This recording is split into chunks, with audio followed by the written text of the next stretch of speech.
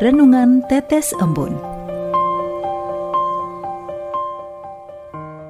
Renungan Tetes Embun, Senin 18 November 2024. Pohon di tepi aliran air.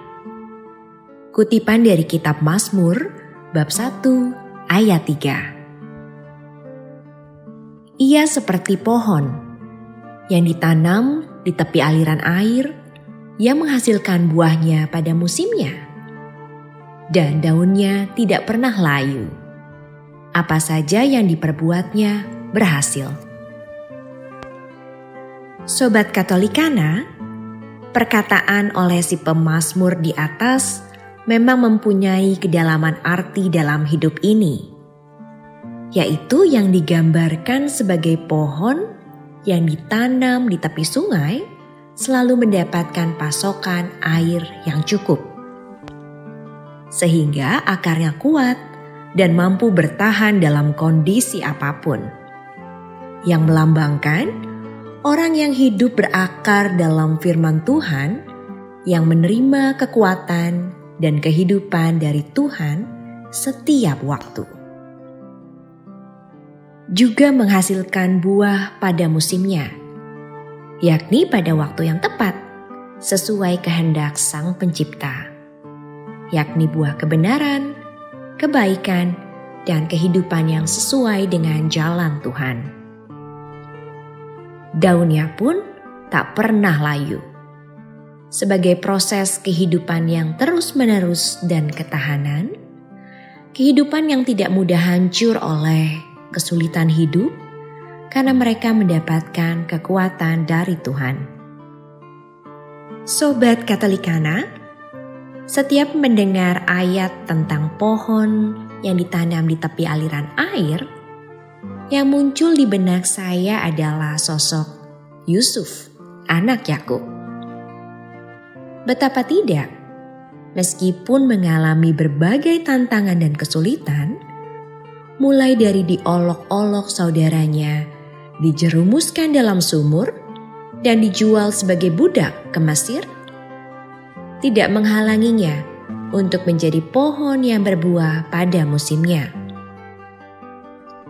Budak rendahan itu mampu bersinar melalui karyanya, hingga Pontifar Sang Tuan mempercayakan seluruh urusan rumah kepadanya. Namun, cobaan bagi Yusuf belum usai. Paras tampannya menggoda si nyonya rumah, istri Pontifar. Rayuannya berpotensi besar membuat Yusuf jatuh pada dosa. Namun Yusuf memilih berdiri tegak melakukan firman Allah, meski harus mendapat konsekuensi terkekang di balik jeruji besi. Laksana dia seperti pohon di tepi aliran air itu semakin lebat buahnya. Sekalipun menjadi tawanan, ia mendapat kepercayaan istimewa untuk mengurus segala pembukuan penjara. Bahkan kemampuannya mengartikan mimpi semakin meningkat, yakni 2 orang pelayan istana serta Firaun mengakui pribadi Yusuf, orang asing yang menjadi tawanan itu, mampu mengartikan penglihatan akan masa depan yang tersirat dalam mimpi mereka. Sobat Katolikana, benarlah kata pemazmur. Berbahagialah orang yang tidak berjalan menurut nasihat orang fasik, yang tidak berdiri di jalan orang berdosa, dan yang tidak duduk dalam kumpulan pencemooh. Tetapi yang kesukaannya ialah Taurat Tuhan, dan yang merenungkan Taurat itu siang dan malam.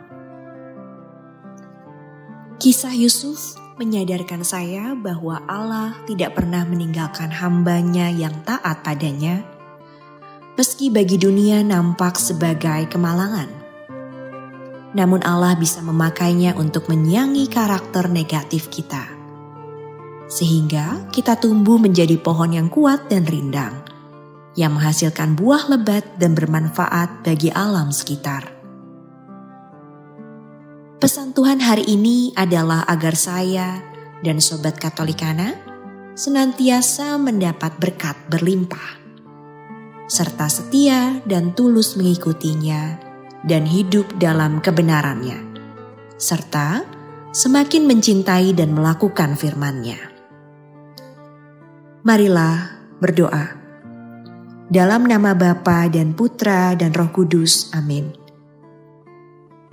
Ya Allah, kami ingin menjadi pohon yang ditanam di tepi aliran kasih-Mu.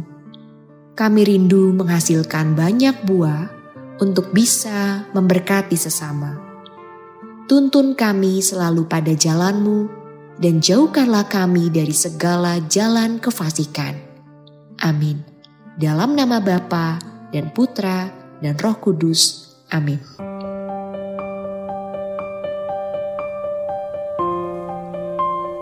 Demikian Anda telah mendengarkan Tetes Embun yang dipersembahkan oleh Radio Katolikana. Renungan Tetes Embun bisa Anda simak di Radio Katolikana, media sosial Radio Katolikana, dan YouTube Katolikana. Terima kasih dan sampai jumpa.